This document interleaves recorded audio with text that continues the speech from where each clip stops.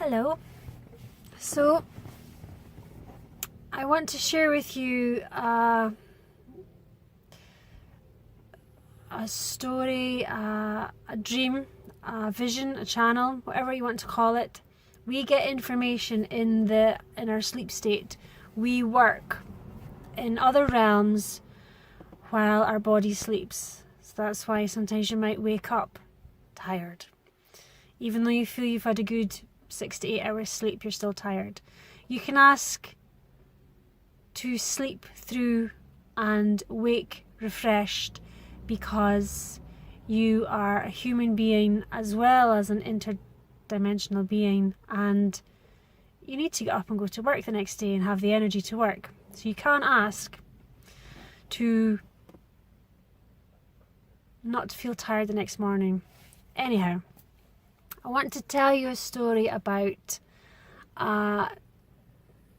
channeling that I was given, or insight that I was given a few years ago now, probably 3 years ago now. I wish I shared these at the time, but my own self doubted, and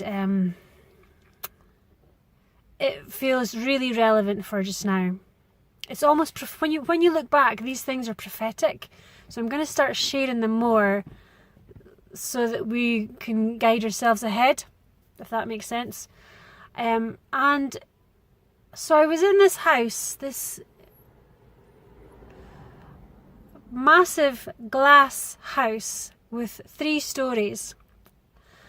And it was huge. There was quite a few people in it. We all knew there was lots of people in it, but we couldn't quite connect with each other. I kind of knew there was a person over there through that wall, and round that corner there was someone sitting on that sofa over there. I kind of knew this, but I didn't see them. And in the middle of this house there was a stairwell.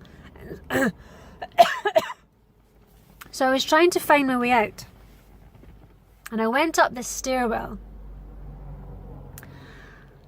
and I got to the rooftop, and I opened the glass doors, and everywhere there was men with the black glasses on, out of the Matrix, or the Men in Black or something. And he was standing guard looking out, and when he saw me he kind of went, you can't come out here. And I said, why not? Yes I can. And he said, no, you have to stay in for your own safety. And I said, why? And then as we looked over outside the grass, it was beautiful outside. It was the grass, it was fresh air, it was a rooftop garden, it was lush. And this is my imagination as well, it's my dream. And there was a pussycat. And I said, well, to the guy, why? Give me a reason. I said, yes, I can, give me a reason. And he said, and he looked around and he pointed at the pussycat and he said, there's a tiger, I need to keep you safe. And I looked at this pussycat and I saw the tiger, but I knew it was a pussycat. I knew it was a friendly pussycat. And I kind of looked at the guy and went, yeah, okay, whatever. And I went back inside. I didn't go out.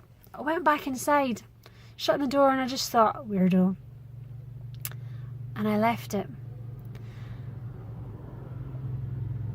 Now, I feel that's very relevant for a lot of what's going on just now.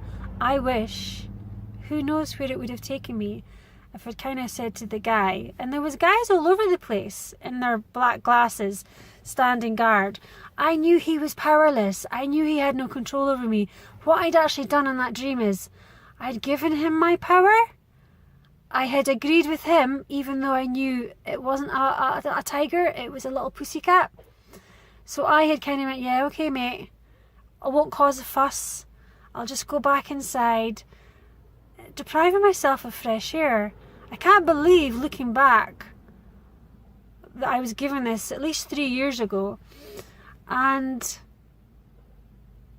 I think if I had that dream again, I would probably just kind of say, do you know what, mate?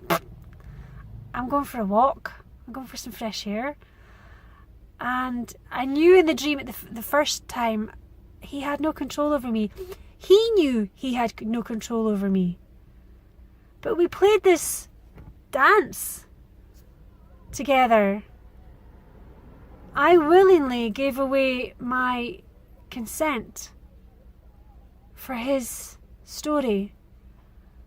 And I compromised my truth for his needs, or their needs, or its needs, whatever it may be. And I went back in the glass box. Okay. Don't do that. Ever.